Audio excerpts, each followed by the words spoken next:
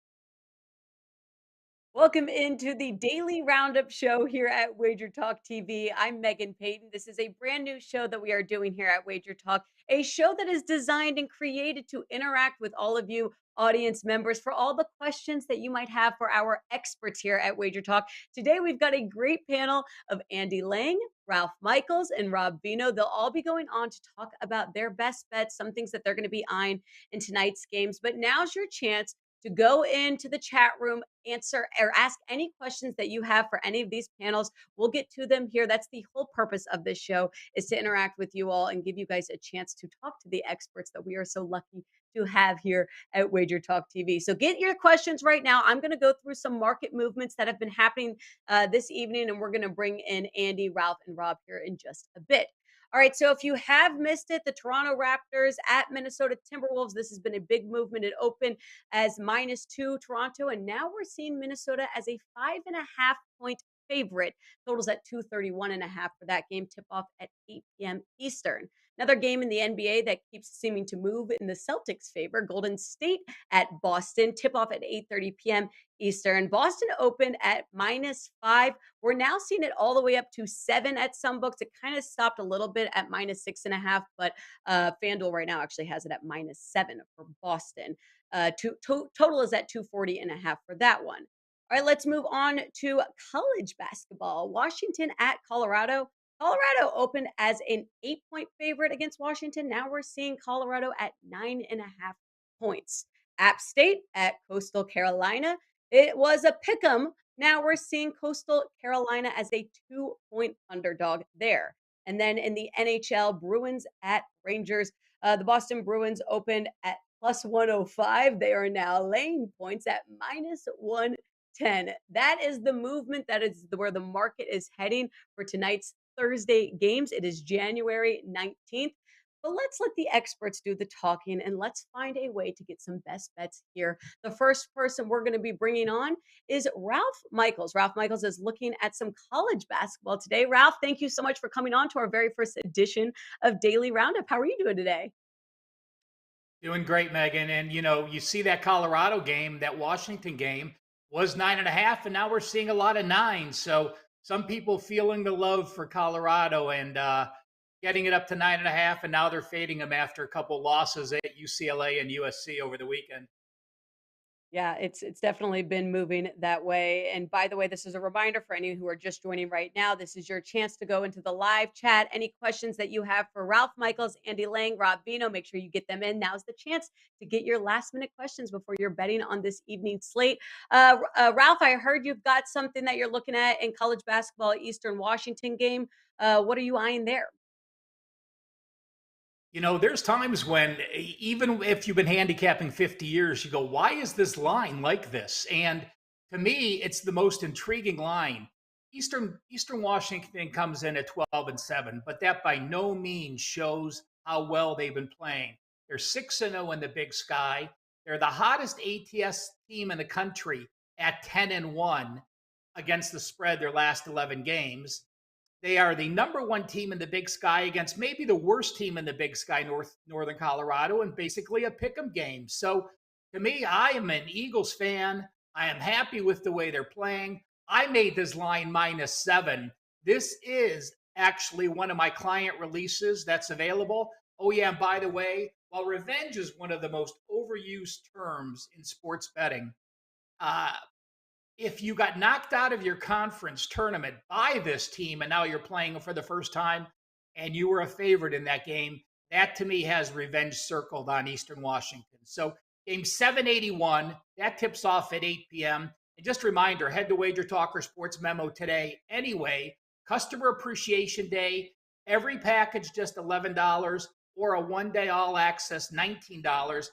I do have a 5% college basketball play available for just that $11 price tag. Ralph, we're already getting some love here from Lesman over on YouTube. Great panel to start the show. Thank you all for tuning in. We've got some of the best handicappers in the business here tonight with us. Very lucky to have them at Wager Talk TV. Ralph, I know you're talking a little bit about tonight's game, but let's jump ahead to Saturday. What are you looking at college basketball for the Saturday slate? Well, I just took some notes down and I went through some of the hottest teams, some of the coldest teams, and I just wanted to share with you. College basketball is a streaky game. So, first, let's go to the best and worst over-under teams. Grand Canyon has now gone over the total 10 straight games, and Evansville has gone over the total 10 straight games. The unique thing about these two teams, Grand Canyon is one of the slowest tempo teams in the country. Their average line in this 10-game period was 129.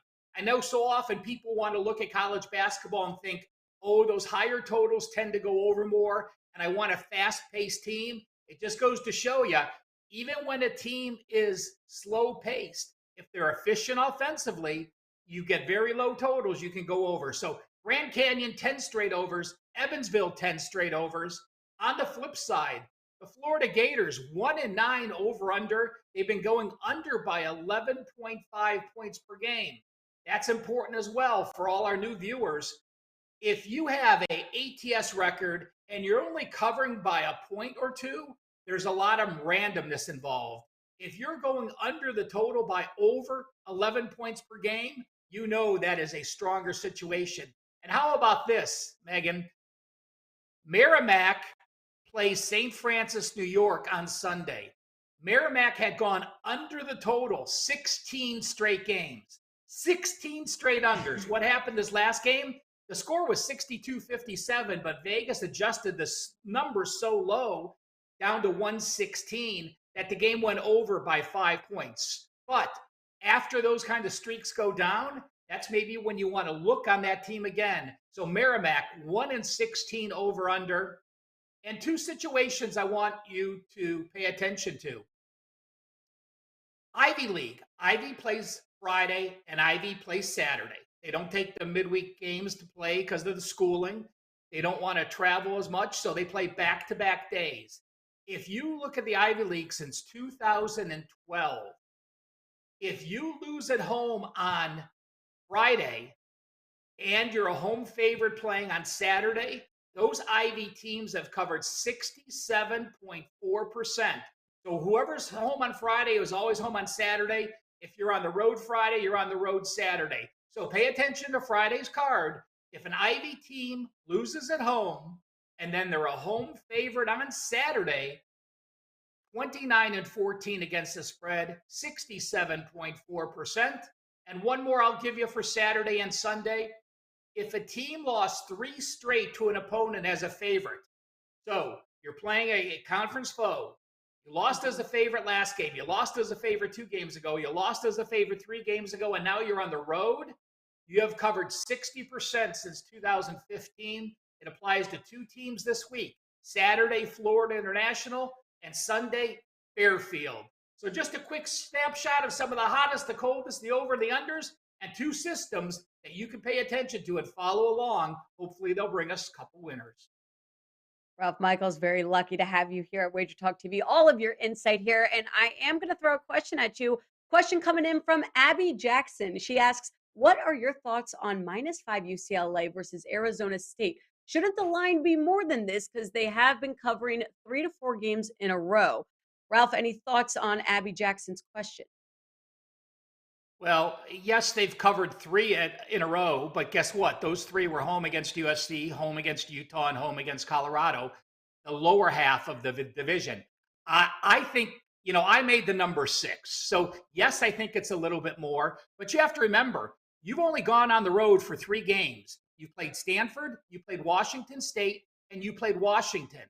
So, those are 3 of the bottom half teams. In fact, Washington has a 3-5 conference record. Washington State has a 4-4 Pac-12 record, and Stanford is 0-7.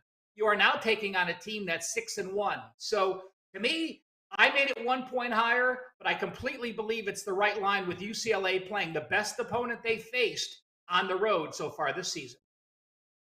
At Cal Sports LV, you can find Ralph Michaels on Twitter over there. You can also find more of his picks, his plays at wagertalk.com. We are so grateful to have you, Ralph. Thank you for your insight. We appreciate you coming on the show. Thanks, Megan. All right, we've got some love in the chat. Jay Cool says, thanks for the show. Make sure if you are just joining in, you can get your questions in. We still have Rob Vino and Andy Lang joining us to get some last minute bets in for tonight's slate and also a preview ahead for this weekend. A lot going on in NFL, college basketball, and NBA. Without further ado, it is time to bring in the prop god of wagertalk.com. That is Andy Lang. Andy, thank you so much for joining us for our first edition of Daily Roundup. Yeah, no problem. This is such a great idea. I love the interaction with everyone. Wager Talk always has amazing chats, so love this idea. I think it's great, and can't wait to talk to everybody about some UFC this weekend. All right, before we get into the UFC, Andy, I see we've got our first question that's actually NFL. So I want to throw this one at you. This is the whole point of this show. We love being able to interact with everyone who watches us. So I'm throwing this one there. We've got solid rock star panel. This is coming in from Childhood Greats. Wow, love it. Cheers. Cheers to you as well. Eagles first half team total over. An A.J. Brown anytime touchdown. Fly, Eagles, fly. I like the A.J. Brown anytime touchdown. To me, though, I'm actually looking at Dallas Goedert for an anytime touchdown. I just took him because the Giants have, or not the Giants, I'm sorry, but they've just, when you look at what tight ends have been able to do for this Eagles team, that's kind of where I'm going to be eyeing and more so on the anytime touchdown market. But do you have any thoughts for Childhood Greats approach to Eagles this weekend? Yeah, I agree with the first half team total over on Bet On It. I said I take the stance. I don't think the Giants are that good. I think they're extremely overrated. If you take out the 2 games against the Vikings, arguably the worst defense in the NFL, the Giants' numbers, especially Daniel Jones, do not look very good. I mean, Daniel Jones threw for under 3,000 yards and 14 touchdowns if you take out those 2 Vikings games. Outside the Vikings games, he only had 4 games where he threw for over 200 yards. I think this is an Eagles big-time win. Eagles, the number 1 scoring team in the first half, so yes, I agree completely on their first half team total over. The first game these 2 teams played with all of their starters, the Eagles scored 24 first half points and just boat raced the Giants. My only worry with A.J. Brown is I would if the game script goes how I think it's going to go, which is the Eagles being up big, they're going to protect the shoulder of Jalen Hurts. So you're going to need that touchdown to be in the first half because I don't think the game gets that close in the second half, especially in the fourth quarter, and they're going to use the running game a lot. I think it's a huge, huge running game for all of the backs. Miles Sanders, don't be surprised if some of the other backs score. Jalen Hurts is probably going to run. I just worry you might need a long pass to get the A.J. Brown touchdown. If you're going to play A.J. Brown on a touchdown, I might look at the first half. I would just roll with the Eagles. Play that prop that is Eagles to win the game and the first half, and then maybe same game parlay it with the first half team total over. Yeah, I like that as well. I mean, the Eagles are going to have to rely more on the run game if they're up big, because as you mentioned, why are we going to risk Jalen Hurts getting her? And that's why I was looking at the tight end market, because you actually look at Giants in coverage rating against tight ends, and they're second to last in the league. So if you're going to be looking in a passing touchdown, No professional expert here, but I feel like you'd rather look at the tight end aspect than the wide receiver. All right, we've got another question sticking on NFL right now. I promise we're going to get into UFC, but we've got one coming in from Teddy B. Not Teddy Bridgewater, I'm guessing, though. Andy, thoughts on Micah Parsons to record a sack in Dallas wins? That would be fun if, like, Teddy Bridgewater was just in, like, watching and asking us some questions. Andy, thoughts on Micah Parsons to record a sack in Dallas wins on FanDuel plus 320. Enough value to take it. Okay, Teddy. So we got a couple things here. Do we think Micah Parsons can get a sack? He gets all the notoriety. Some games he does really well with sacks. Other times teams just try and double team him and take him completely out of the game. And then we need Dallas to win straight up. I'm so high on San Francisco that I just don't think Dallas is going to do it. I don't think Dallas can go there and win. Don't forget, the 49ers had a 2.5-day head start this week. Their game was over on Saturday. Dallas had to play on Monday. You're giving Kyle Shanahan and that staff a 2.5-day head start to game plan for this pass rush.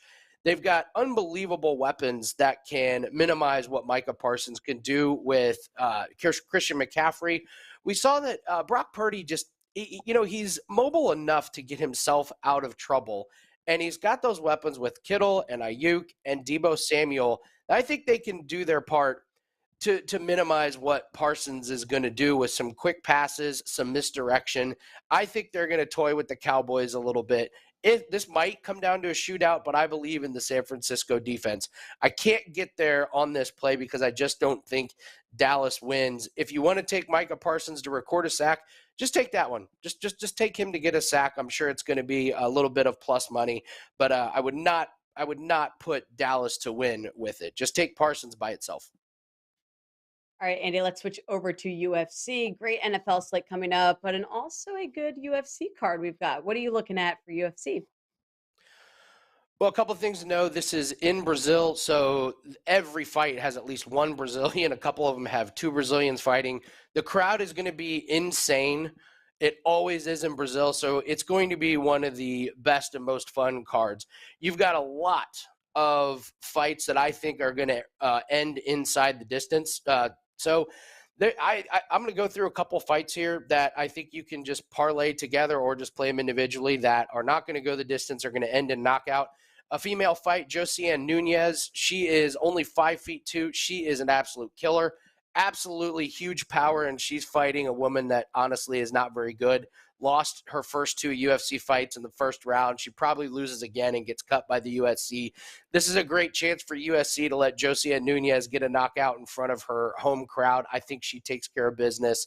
I'm also looking at Jailton Almeida to beat Shamil Abdurakhimov, if I'm pronouncing that. Shamil is 41 years old. He's lost a bunch in a row. Jailton Almeida is a monster. This guy can fight at heavyweight and light heavyweight.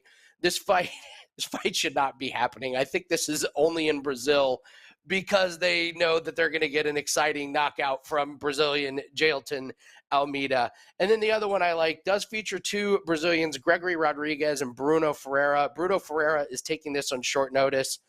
Kudos to him. He's going to get knocked out. Gregory Rodriguez is a monster right now. His nickname is RoboCop. Last fight, he got hit and kneed in the head so hard that it split his head open to where you could see a vein in his head. He comes back and knocks the other guy out. This guy feels no pain. Bruno Ferreira is all muscle. Unfortunately, his footwork is not very good. He's a little clunky. He does not have the cardio. It's awesome that he gets a chance to step into the UFC. I assume they're going to give him a few more fights that are going to be a lot easier than this. But Ferreira is probably going to go to sleep in a fight that is going to be lightning and thunder in the first round. Don't blink in this one. So those are three fights I do not expect to go the distance.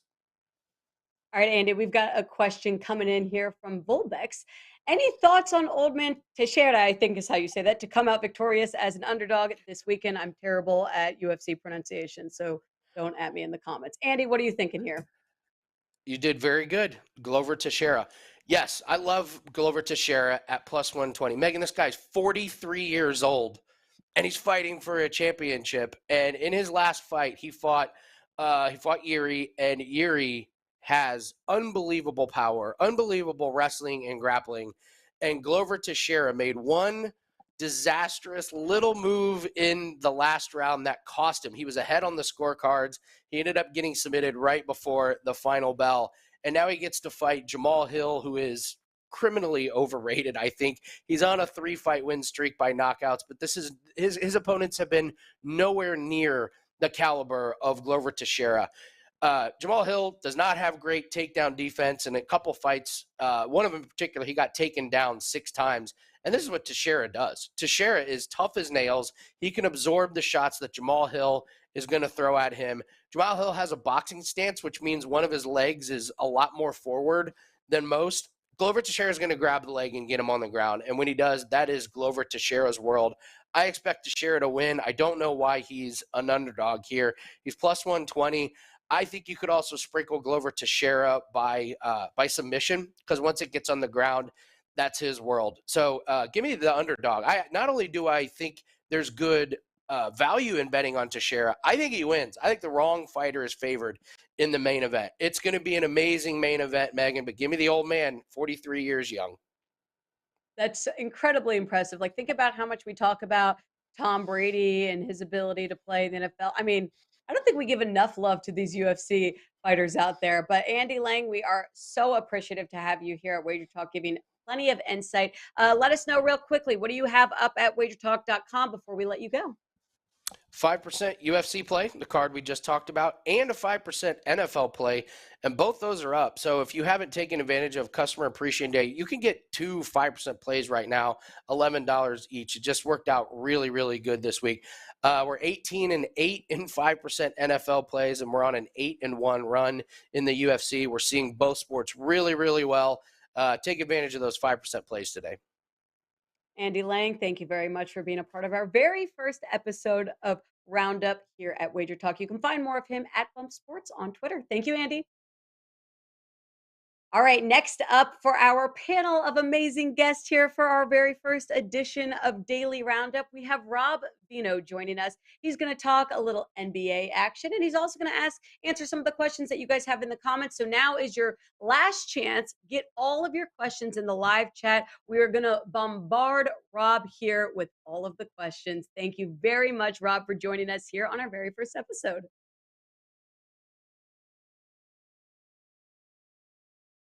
All right.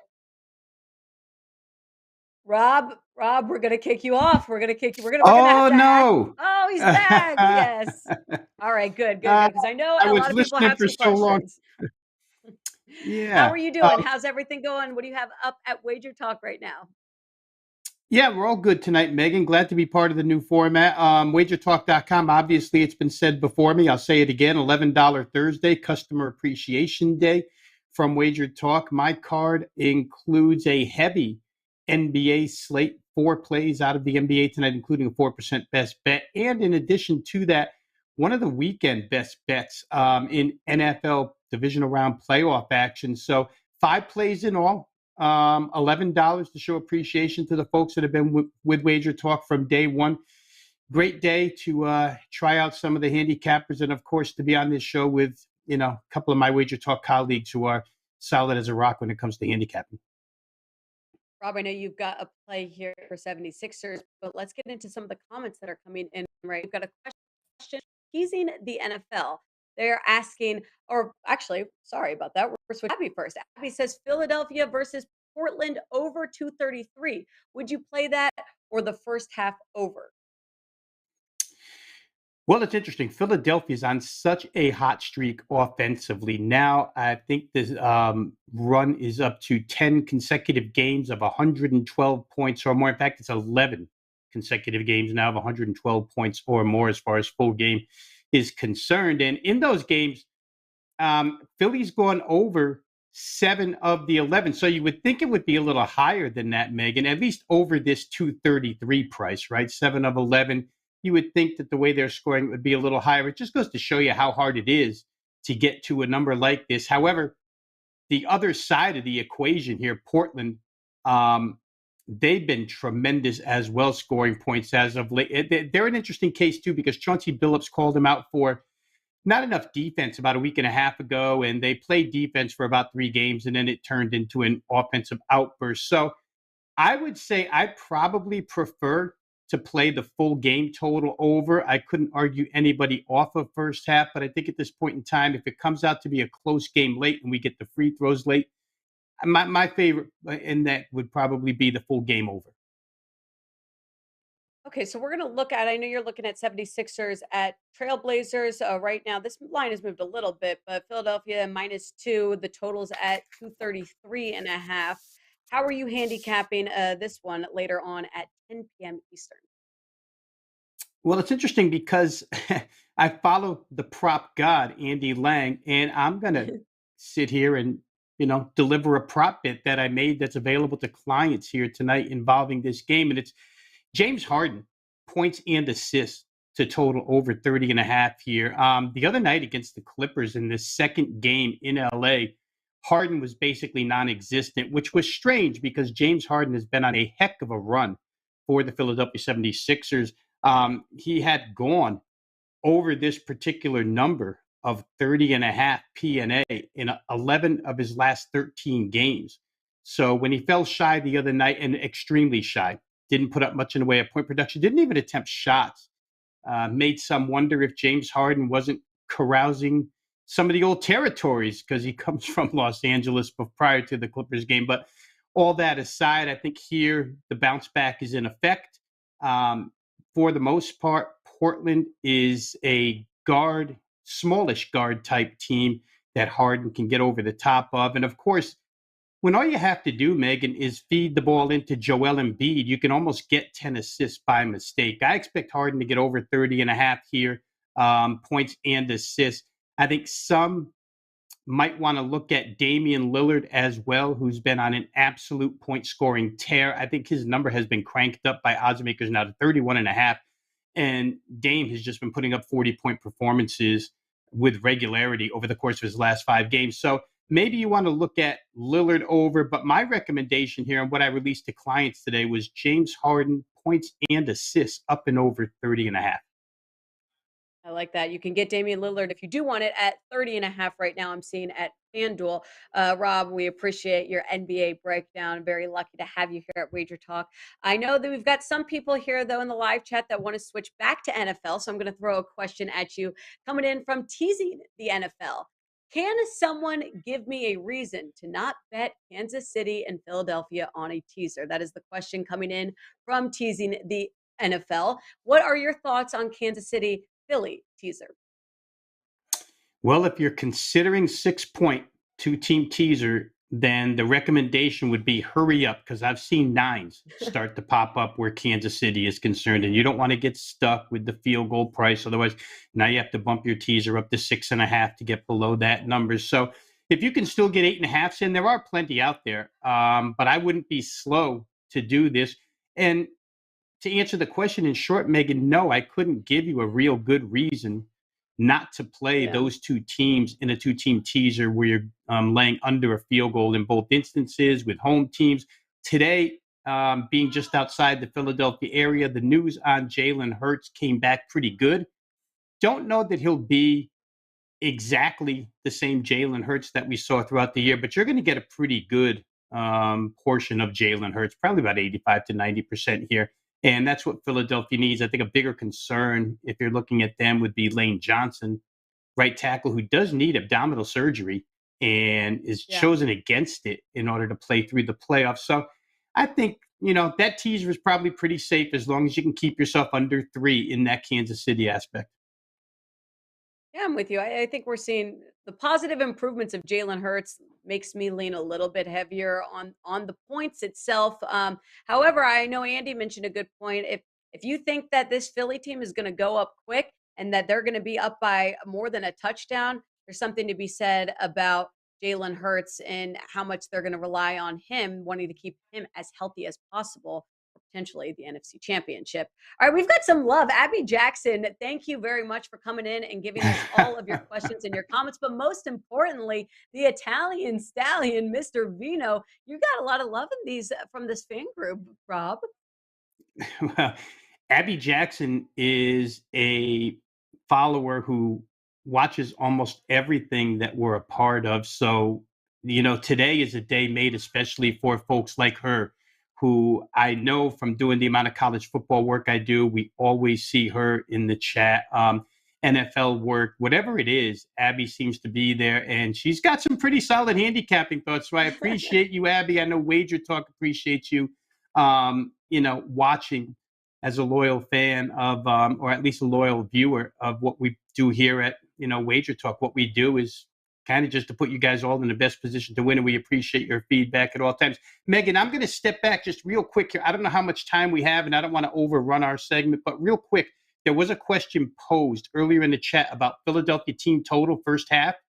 And I just want to extend that out. If the person that asked that is still watching, I'm just somebody who had made a lot of money on Eagles first half totals, period, this year. Not necessarily the team total, but the first half game total, where they opened the season by going 12-2-1 over the first half total. And then, of course, Jalen Hurts got hurt and they stayed under. And then in the final game, when they brought him back, he wasn't himself, and that one stayed under. But for the most part, 12-2-1 first half over. It speaks to what Andy said about them being the highest scoring first half team.